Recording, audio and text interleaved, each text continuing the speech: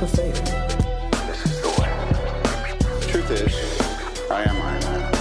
Tells me I'm also Memphis. Hello, everyone, and welcome back to Film Optix, brought to you by the Drive-In Podcast Network, where we discuss film, TV, and all things pop culture related, Hollywood, all that jazz. I'm your host, Christian, and I'm joined by my co-host, Devin. And in this episode, we're going to be discussing the season finale of Loki, season 1.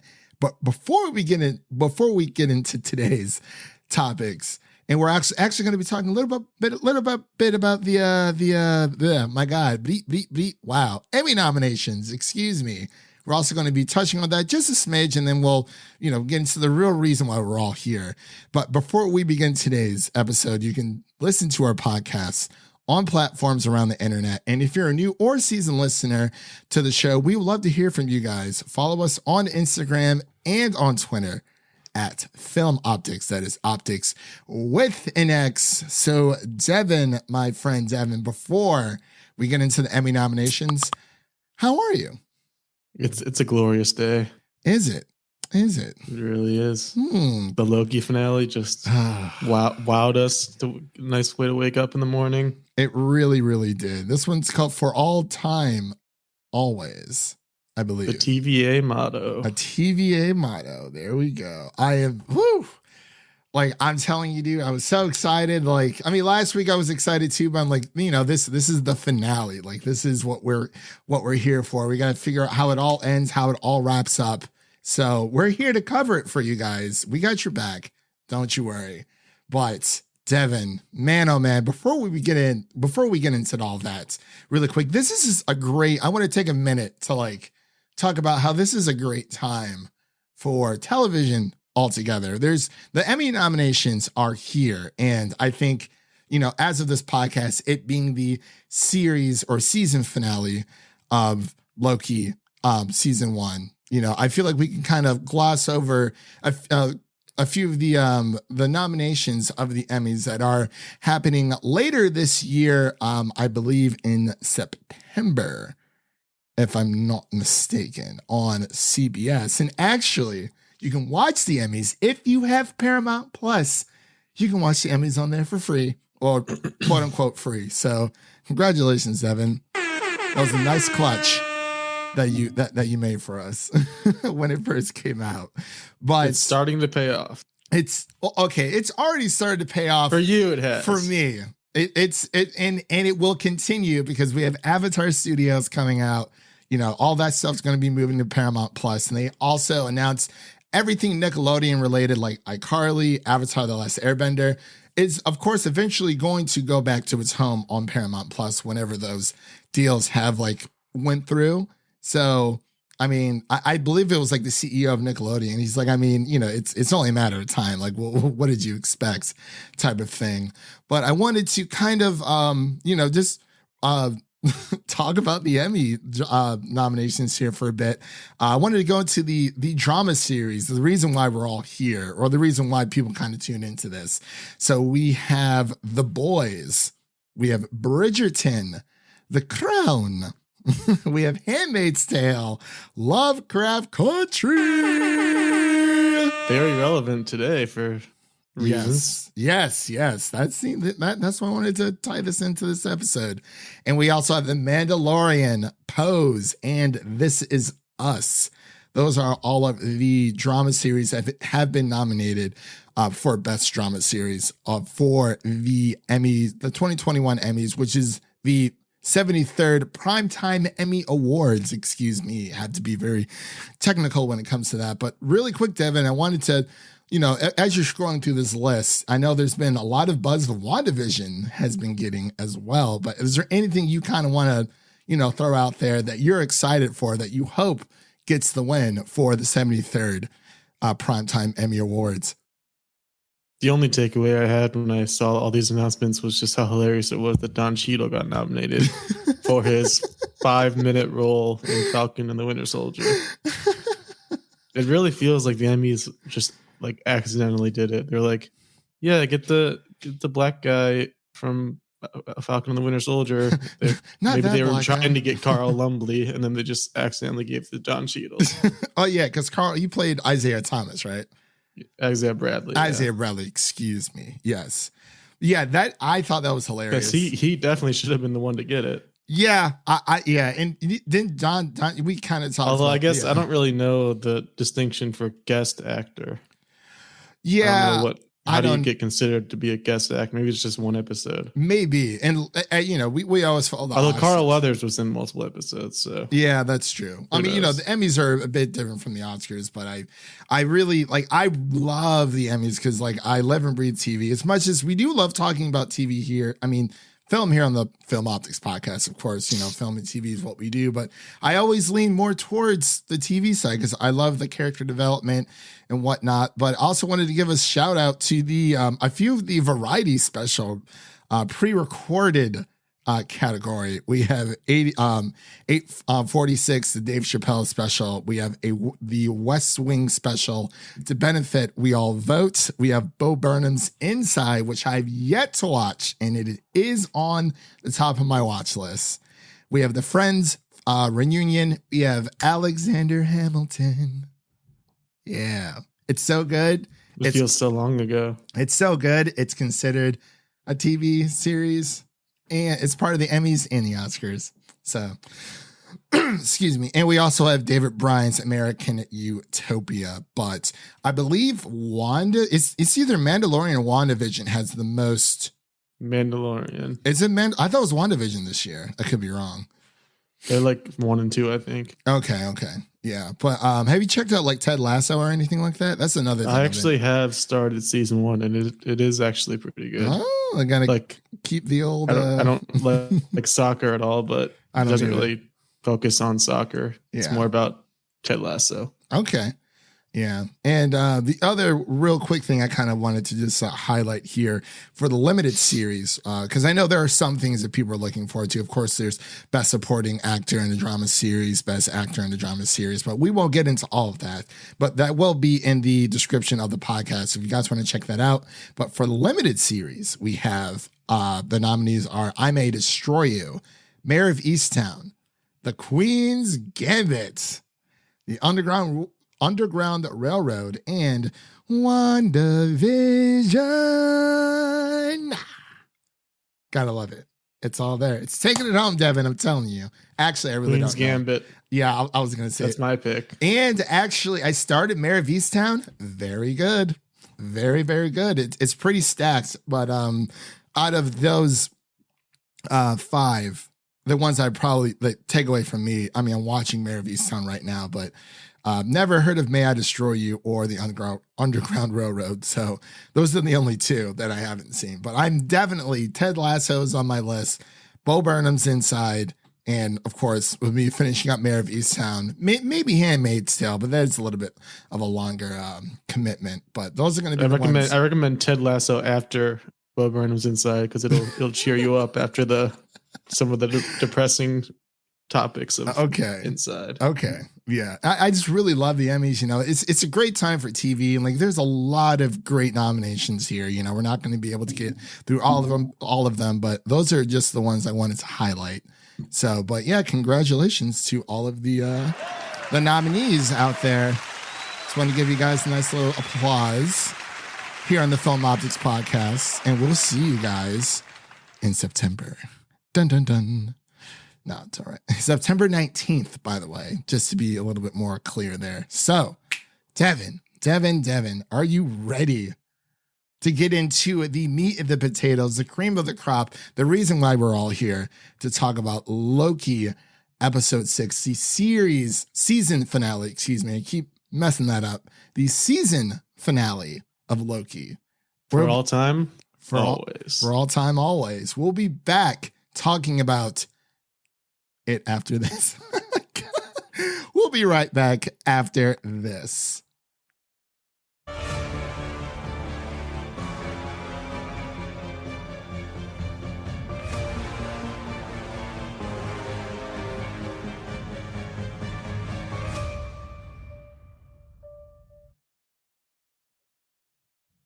All right. Sorry about that, everyone. Anyway, we are here, Devin, talking about Loki episode 6 for all times. For all time, always?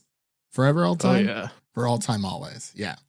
Man, oh man. I butcher it literally every single episode. And sometimes I'm like, oh yeah, what was the name of that episode? And it's like, oh yeah. But even like with my favorite TV shows, like unless it's like Game of Thrones, like I know like pretty much the entire episode list, but I really like the episode listing so far for WandaVision and for Loki so far. It's just been they've been very clever. Some have been kind of like, right on the nose, but this one is just very self-explanatory. But before we get into the spoiler section, because I know, this is releasing on a Wednesday afternoon and a lot of people haven't seen it yet. So we are going to give the people what they want, of course, as we always do. We're going to go into a non-spoiler initial first reaction. And then if you haven't seen it before we get into our spoiler review, definitely do that and come back and check out the rest of the show, because there have been a lot of spoilers out there. And shout out to Amanda over from Kennett Cinema for letting us know prior when she joined us on our Fear Street Part 3 1666 review. Definitely check that out. That should be up. Well, no, that will be up on Friday, early Friday, but shout out to her. Definitely very spoilable. Yes. Especially this episode. I did the wise thing. I went to bed as soon as we were done recording for Gunpowder Milkshake and Fear Street. So I was like, you know what? I'm just not going to look at my phone. I was tired enough already. I had work in the morning. It's time to go to bed. But Devin, give me your initial reactions on Loki episode 6. Boy, oh boy, they delivered. I'm just so happy because the whole season I was like, it's just got to end right. It's got to have a good ending, and it's going to be the best series for me so far. And they did it. It's so satisfying. Okay. They didn't wrap everything up, but that's the good thing. I guess it's not really a spoiler, but there will be a season 2. All the trade publications announced it today as of this morning. So that was good. So it's just for this series specifically, it's so much easier for them to just have a finale where not every question is answered, because there will be a season 2. Yeah. So it's just they did such a good job of answering the big question we all had, but then setting up so many more questions for the future. Like there's just so much that's happening. I really like how you kind of touched on, not every, season 1 of every show doesn't need to wrap up everything in this nice little neat bow, because as we saw with with WandaVision and the Falcon and the Winter Soldier, I guess, so Loki was the only show that we knew that could possibly get a season 2, but now there's talks about WandaVision possibly, but for Falcon and Winter Soldier, it definitely seems like that has ended. But there's always going to be talks of, is this going to get another season? Is this going to get another season? Are these technically still limited series, even though, let's say if WandaVision and Falcon both get season 2 reviews, because limited series can go up to 2 seasons and then that's it. But usually they just stick to the one and done, like Queen's Gambit or Watchmen, something of that nature. But I do agree with you, Devin. This episode just had me glued to my chair the entire time, or to my couch, I rather should say. And it just like the surprises in this episode. And I keep going back and forth. A lot of people are out on Twitter, giving out their new updated MCU list with Loki in there. For me, it is definitely in the top 10 as of right now, but I was struggling there for a bit to figure out, like, is it Loki or is it WandaVision that takes number 1? For me, it is WandaVision by a hair, only because Wanda and Loki are 2 of my favorite characters within the MCU, and of course with Vision. But I think it was just the homage to the sitcom style that they did that really kind of just drove home. Like they put so much effort into that, but Loki put so much effort into expanding the MCU and just, kind of paving the way for future installments, and just it changes everything. It does. It really just does. to put it out there, like it just changes everything. You can't. it's crazy to say that about a TV show. You would never think like a year ago that a Marvel TV show would change the whole MCU. Yeah, but here we are. And it's just one of those phenomenon. Like if you haven't seen the episode yet, like definitely go see it, because especially if you are a film fan, there's just so much to dig into here. And just the performances, the music, the weight of the decisions that are made, and just how everything kind of just, spirals into season 2, like as that is not a spoiler. They kind of have talked about this in the past, and they kind of reconfirmed it early this morning, but it really is just something special. I think out of all of the season finales that we've seen from WandaVision, Falcon, and Loki, I think Loki is my favorite. But I think WandaVision hit me the hardest emotionally. And then Falcon was kind of just there. But yeah. So was there anything else you wanted to mention before we kind of just, dive on in? Yeah, I think Loki was definitely the most tightly written out of the 3. Mm-hmm. It feels like they had it all like under wraps, and they had it. That's the issue. Like, I would have had WandaVision is pretty close to number 1 for me, but it would have been closer if they didn't have like the writers and actors kind of just trolling us, basically. No. That's why Loki was so good. Like, it was like there was theory and speculation, but it was all natural, and like it all made sense. It wasn't like forced like with WandaVision, where they were just trying to like troll us, I guess. Yeah, I will say Paul Bettany definitely just trolled a lot of people. Man, that was hilarious. I still can't get over that. I can't. That was too funny for him to go through that. But yeah, I do agree. With Loki, the only thing we really got a snippet of is, Tom Hiddleston saying that episode 4 and 5 are going to change a lot of things. But really, it was the season finale. I mean, the 4 and 5 are definitely the lead up to the season finale. Everyone's talking about the penultimate episode for episode 5, which was great. But yeah, I definitely want to go back and kind of just rewatch this all together, maybe just even the finale, and just be like, wow, this is fantastic. But yeah. I honestly can't keep it in much longer. So we're gonna get into our spoiler section of Loki. So this is your first warning of Loki episode 6 spoilers. Again, I repeat, that is your second spoiler warning, and got a little bit louder if you couldn't tell, but because I'm more serious about this. So Devin, this is the one. Jonathan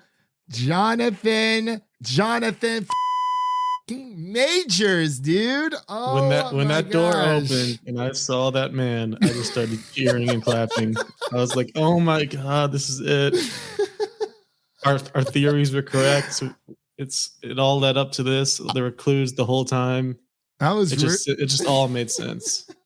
As soon as you opened up that door, I was like, you son of a I'm in. God. Like, wow. He's so good. Oh my God. Ever since Last Man and Black Man in San Francisco, I was like, he's really, really good. And, we see him in all these other roles, and it's like, he's really paving his own, career path, making smart choices. Yeah, maybe after HBO sees him in this, they'll reconsider Lovecraft Country season 2. What are you guys doing? Honestly, I think I don't know if it was you or someone else I saw on Twitter was saying Apple needs to pick up Lovecraft Country. Like, someone has to. Like, it's too good not to. Yeah, it really is. Like, I mean, it got nominated for so many roles, and they have 2 and 3 planned out. Misha Green does. How, like, it's there. I mean, I don't know how the legality of all that happens, but like, I mean, A24 is apparently going up for sale as well. So hey, Apple, snatch it up. Or honestly, Netflix, snatch it up. I don't care who takes it at this Apple point. Definitely needs it. Or Quibi. honestly, I think Apple is holding its own, and so is Paramount Plus. It is a sleeper hit. But to get back on track here, Devin, Jonathan Majors. He just destroyed every scene. He did. He's just there's just so he's just you can tell the director was like, hey man, you can go over the top with this one. Just do whatever you want. Just go crazy with it. And he just ran with it and took over. Devin is a loss for words right now. He's like, he's just so, and he's just. I'm in love. I mean, he's amazing. Speaking of love, by the way, that kiss. What did you think about that? Between, I mean, it felt pretty inevitable. Yeah. So I wasn't like shocked or like disappointed in any way. Definitely could have done without it, but it's not anger inducing like some other kisses that we've had in the past. Yeah, that's that. You ain't lying. You ain't lying there, man. You ain't lying at all. Yeah, it did seem a bit inevitable, I will say, but I think it worked. I think it really did work because I think the main reason it does work is because it's Loki. Like, of course, the entire theme of the series is him trying to find himself and find love, and he finds it by falling in love with himself. Like, that's just so Loki. Yeah, and it's that's so Loki. I mean, our boy, the man who, I guess we should say he called himself the He Who Remains. Yeah, which everyone is a separate comic book character than Kang, but we know he's going to be Kang. Yeah, or at least one of his variants will be. Right. And I really like how Kang, or yeah, well, I guess we'll just call him Kang. Yeah, we'll call him Kang. Kang Kong, Return of the Kang. Anyway, yeah, I really like how he kind of explains how everything was on course correction, and how all this variants met, and how everything went wrong, and they're just, he's like I have a lot of variants of myself out there that are nice and peaceful to one another, but there's others that just aren't so nice. And he confirms that the animation they showed in the first episode about the multiversal war is at least somewhat true. Yeah. Not all of it is true because the timekeepers aren't real. Right. But the fact that there are multiple universes and they all fight each other for dominance is the real thing. Yeah. Yeah.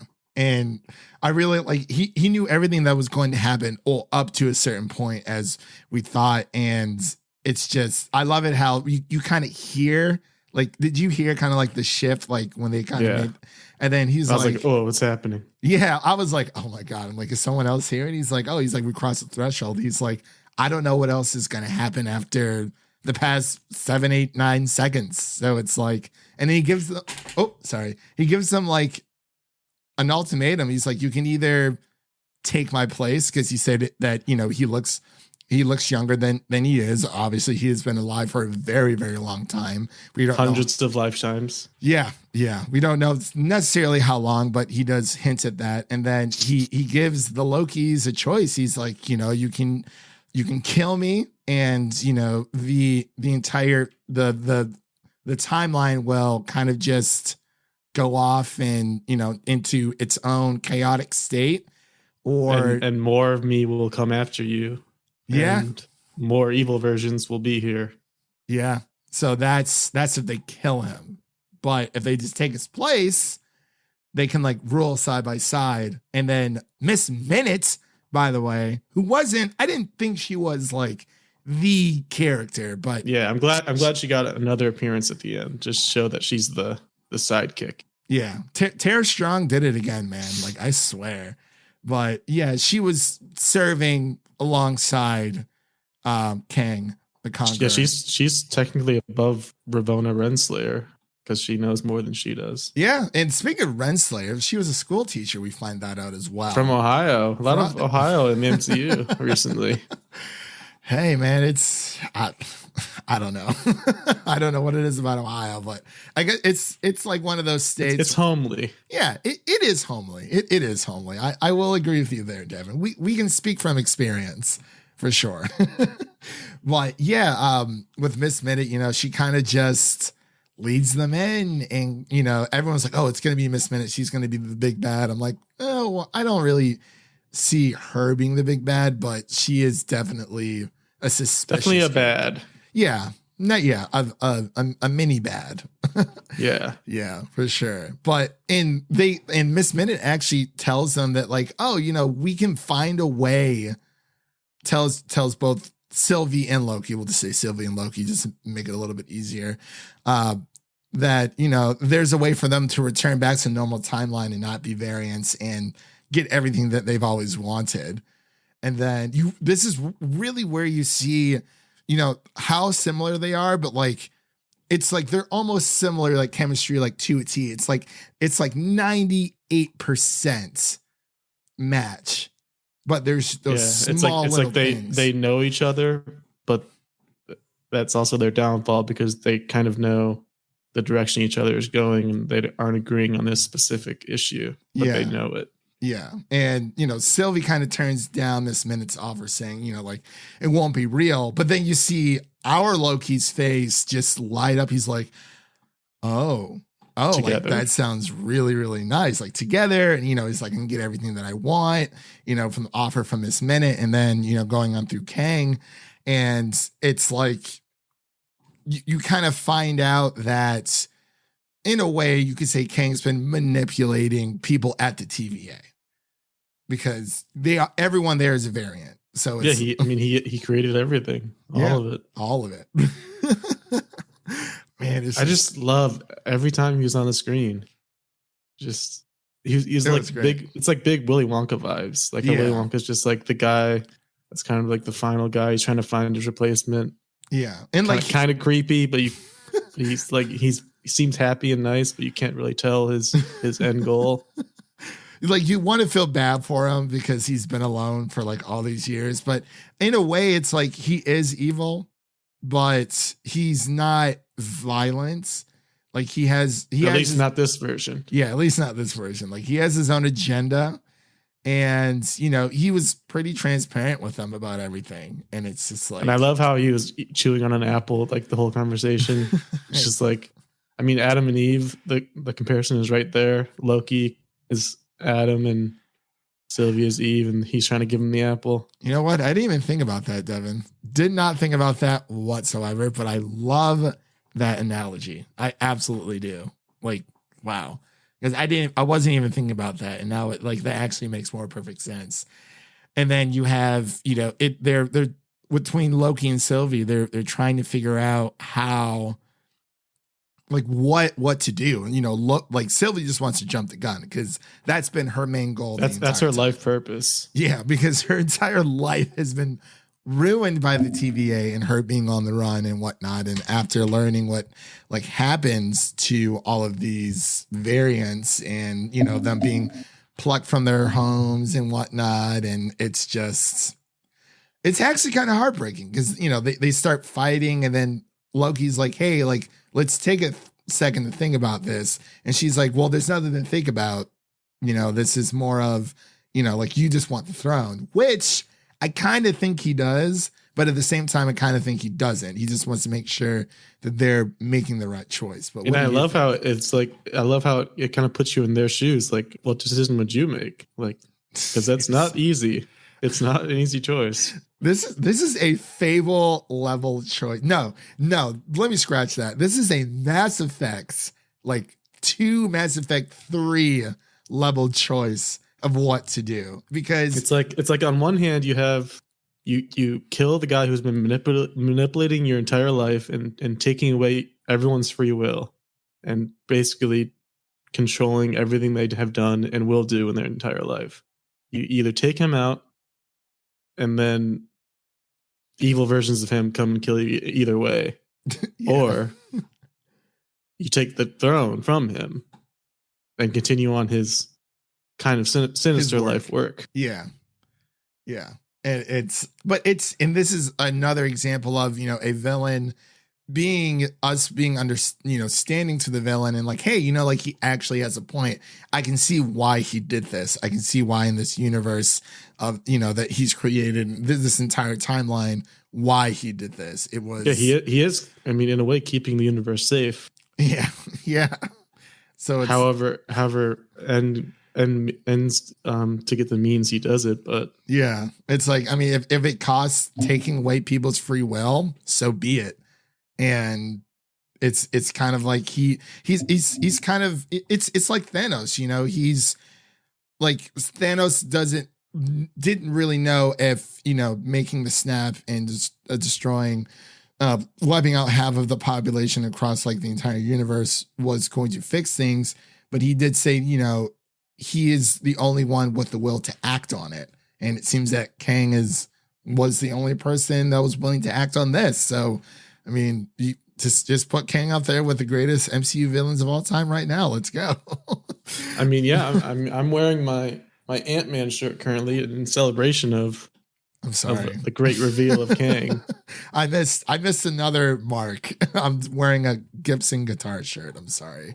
But Yeah, it's just, I mean, he's going to be the big bad in Ant-Man 3, which just makes that movie jump up in hype level like and we're getting 100%. Paul Rudd, of course, back again. Yeah. So, yeah. I mean, the Ant-Man movies, they're perfectly fine. Like, I understand if you, I don't think anyone should hate them just because they're fine. Like, you don't have to love them, but yeah. they get the job done. Like, their purpose is filled. But now with this introduction, Ant-Man 3 definitely gets a big boost. it really does. Yeah.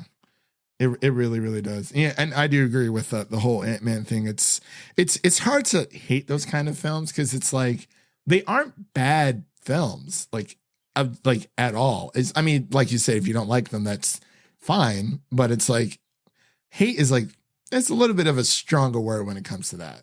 Yeah, they're just palate cleansers at the end of the day. Yeah, it's like how could you hate Paul Rudd?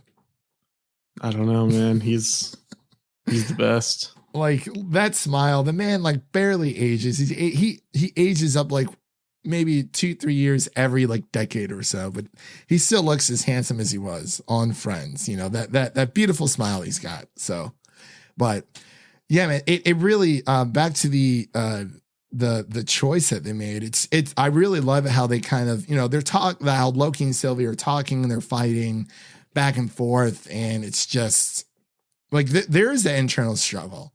And, you know, you finally see Loki, as we said before, you know, he finally makes the move on himself and kisses Sylvie. And I really did think that was a nice moment because it's like, how else is he really going to express himself? Because clearly he does care for her. And it's like, do you think Loki would have just ruled altogether? Because it's like, or do you really like, because he said that, you know, he wants to make sure they're making the right decision. But with this decision, there is no real right or wrong, which is what I love about it. Because it's not like, oh yeah, well, like of course you can definitely see both sides. Because from Sylvie's perspective, how can you believe anything this guy says? Yeah, because he's been lying your entire life, and for him, probably millions of years. So how can you believe a word he says? But from Loki's perspective, if he is telling the truth, you're screwed if you kill him. Yeah. So there's, I mean, both options are very valid. And if you do nothing, it's still Miss Minutes will come in and kick your ass a little bit. Probably. She gets nice little buff arms there. But because like even as they were trying to figure out what to do, like Kang said, he's like, well, the timeline's already splitting. So like, what are you gonna do? Are you gonna kill me? Are you gonna take over my place? It's like, because he said he was lonely, he's lived long enough. He said he's old. He said he's tired. He doesn't want to. I just love it from his perspective. It's just so cool as a villain that he has this choice for them to make, and either way it benefits him. Like he's just sitting back and just enjoying it all. It's just so cool. Yeah, it's like if someone takes over for him, he doesn't have to do anything. If someone kills him, well, he's done. He doesn't have to worry about it. And then anymore. at the very end, as he gets stabbed by Sylvie, he just says, "I'll see you soon." That was so good. Oh my god. It's like, Sylvie, what have you done? And then we see the timeline just crack and just branch off into all these other crazy, like, I saw someone going off the charts. Off the charts. I saw someone posted that picture and they're like, everything's canon. Yes. everything. Well, at least Marvel. except the Inhumans. And Iron Fist. Please. Yeah. Oh my God. But yeah, it's man, oh man. It's just, I don't even know where to begin. Like where does this even take us? But yeah, because then at the very end, we have Sylvie, after the kiss, she kind of kicks Loki into the portal. yeah. And he returns to the TVA, but we don't know which TVA apparently, because when he runs and finds Mobius and B20, Yeah. B15, he finds them and they don't recognize him. So this is a different universe, seemingly. One where Kang has taken over because the camera pans and there's a giant Kang statue. All because Loki couldn't keep his hands off the Tesseract at the end of Avengers Endgame. I mean, not Endgame, Avengers 1. The beginning of, the end of... the end of Avengers and Avengers. Yeah. Yeah. All because he just had to be a greedy little minx, and congratulations. Now everything's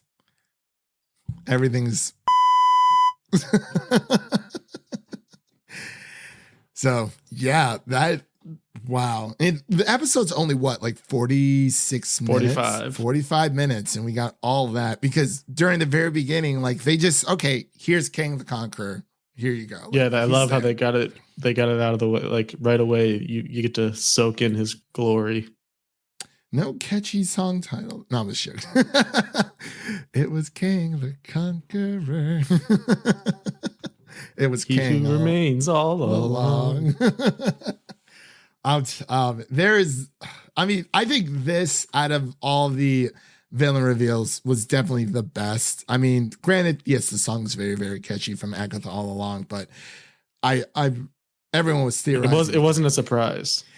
It wasn't, because it's like, everyone's like, oh, Mephisto, and it's like, no, not exactly, but it has just been a wild, crazy, crazy ride, and I'm so happy that Loki is as good as it is, because between this and WandaVision, I can go back and rewatch them and just have a ball. And then mid-credits, confirmation of season 2. A very quick mid-credits, because it kind of blends in with the first set of credits. Yeah. Because I was scrolling through. I'm like, oh, there's like 6 minutes here. I'm like, nothing. And then I was like, okay, well, let me back up right before the end of the first set of credits. And then, the timestamp, boom, like, Loki will return for season 2, because there's so much left unanswered. And I was like, oh, this is amazing. Like, yeah. This is Speaking of unanswered, one of the big ones is Ravonna Renslayer, because it's discovered that I believe she was a principal in a school in Ohio. Yep. And they travel through time and go to her school, so they can prove to the other TVA workers that they are variants. Like, it's just proof, and then it kind of destroys their whole ideology and their belief system. So then she has to go off on her own solo mission to try to get some answers and figure some things out. We don't know where she went. In search of free will, that's what she said. That was the last thing.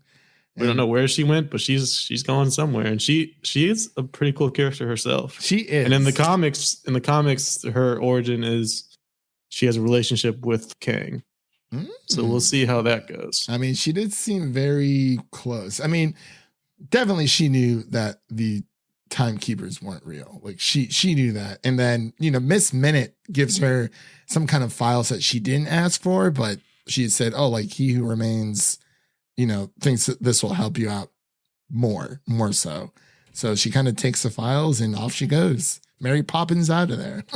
Yeah, after easily beating Mobius, unfortunately. He's just like, yeah, I knew you would beat me. Maybe he'll get his jet ski in season 2. He has to. Definitely has to. I don't know. But we shall see. But, Devin, are you ready to get into ratings? I'm trying to think if there's anything else. Any Easter eggs you kind of picked up on, or no? No, I didn't really see anything. But I guess one negative I can kind of see is it was very exposition dialogue heavy, which for me it was entertaining because I just loved everything they were saying, and I love Jonathan Majors, so it wasn't a big deal to me. But I For can the definitely see average that fan. being an issue. Yeah. Definitely. And there was that one fight scene they threw in there between Loki and Sylvie, which was pretty cool. I like that a lot. choreography was nice in it. Yeah, it flowed very well together. I'm just, like, I guess I wish we just kind of gotten like, I'm trying to think if there's any like negatives, because like I love dialogue heavy scenes, but I'm really trying to I guess throughout the entire series we could have gotten a little bit more with like Miss Minute, but I think they used her sparingly enough. Yeah, in order to keep the mystery. Yeah, because like if she's in every episode, it's like, well, it would make no sense if she was in every episode, because of course she would only be like in the TVA realm, and and also how Kang I guess tamed the beast that protects. He has his own little pet which just devours timelines. It's amazing, man. And it also kind of shows how powerful Miss Minutes is, because she can just teleport between the end of time and their time in a snap. Do you think Kang created Miss Minute? Definitely possible. Yeah. Probable, actually. Or she's kind of just one of those afterthoughts for the TVA. Yeah.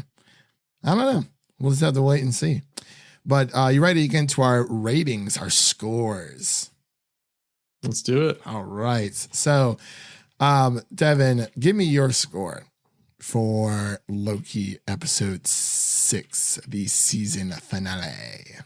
For the season finale, I will give it an A. Not quite an A plus, because of, like I mentioned, I could see the dialogue and exposition load being a bit much. And then I'll also give the season grade an A as well. Okay. I'm going to give this episode, I'm actually just going to give this an A plus, because I really enjoyed it. Like everything for me, like it was just really hard for me to kind of go back and see what issues I had with it. And I'm sure I'll probably find something on like a second watch.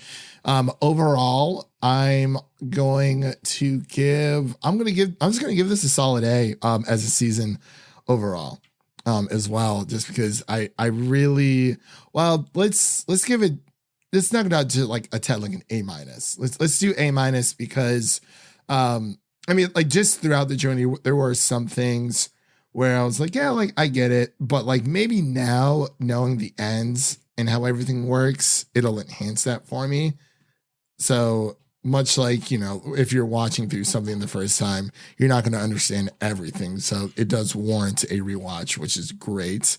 I still don't understand the hate for episode 3. That's the thing. Even heavy spoilers in his video was like, yeah, I didn't like episode 3 still. It's like, without episode 3, how... None of this would have been possible. Yeah, there would be no relationship between Loki and Sylvie. There would just be two variants that just so happen to meet, and they would spend no time whatsoever with each other. And like, it's not filler. I don't know why people think episode 3 is filler. It's like, yeah, it's kind of a bit of a snooze fest. I'm like, well, it serves to the overarching purpose. We would not have gotten the decisions that were made in the episode or the season finale if it wasn't for episode 3. So it's like there was just so much mystery. There was a lot of mystery in WandaVision too. But Devin, I gotta ask you really quick. I want you to rank your MCU Disney Plus series really quick for the listeners out there. But I'll go first actually, because I am gonna put WandaVision number 1, then Loki number 2, and then Falcon Winter Soldier, just because but like. WandaVision wins by like a hair. Like they're just like Loki and WandaVision are just so up there for me. And then, like I said, Falcon's down at the bottom somewhere. But what about you? Yeah, for me, Loki wins pretty comfortably at the top spot. And then there's WandaVision, and then Falcon. Okay, all right. You want to rank your Netflix MCU? Your Netflix? No. I've not seen any of them. Dude, I'm telling you, watch Daredevil. Like, if anything, I just don't want to get attached, because there's like, I mean, he could come back, but what if he doesn't? Don't say that, Devin. What if? What if? Yes, we will be covering What If here on the podcast, Devin. Thank you for the reminder. But that pretty much closed out our review of Loki episode 6, the season finale of season 1. And again, just wanted to thank everyone out there for listening to our podcast. You know, where there's big changes coming. Changes coming. And we're just going to keep going until, I don't know. But seriously, you guys, thank you so much for listening to the podcast and giving us your feedback for people on Twitter.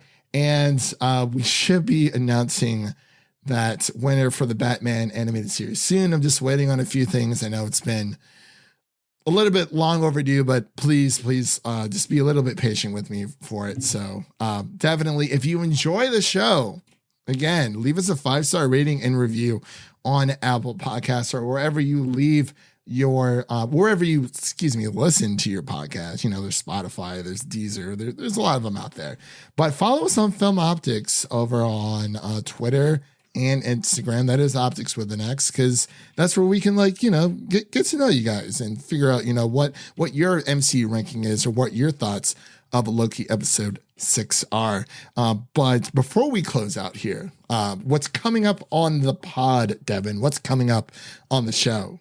So in August, we're going to be starting our Marvel What If series run. And then we can definitely do, I mean, we can do, we're going to do Space Jam. It's just going to be a little bit later. So Space Jam will probably come out. Well, Devin is going to be moving this coming up weekend. So I'll probably watch it Sunday. Okay. So we can actually record for it. So, have it dropped on, you'll be home Sunday. I mean, we could, if you want to record Sunday, we can, but it just depends on what you have going on. So next week, 19th through the 23rd, somewhere in there will be our Space Jam 2 review. We just don't know when. Follow us on Twitter so that, you know, follow me over on music, at Music City Nerd, for that announcement as well. And then the 30th, Devin, we're going to watch The Green Knight. Oh yeah. Oh yeah. That comes out July 30th. So, given if there is a Thursday release showing, which I'm sure there will be, our Green Knight review will be up on July 30th. So that'll pretty much close out July. And I don't know when the Marvel What If series starts, but until then, if it starts later in August, you know, we're just going to pick a movie and review it every single week and probably release that on Mondays for you guys. So you have the entire week to catch up on it from the prior week. But again, just follow us on Twitter for all that chat jargon. But anyway, let's get out of here. Thank you guys again for listening to the Film Optix podcast, and we'll see you guys next time. And that's a wrap for today. Thank you all for listening. And if you enjoy the show, we greatly appreciate it if you can leave us a 5-star rating and review on Apple Podcasts and follow us on Twitter at Film Optix. That is Optix with an X, to stay in the know. That was Devin. My name is Christian, and we'll see you guys in the next one.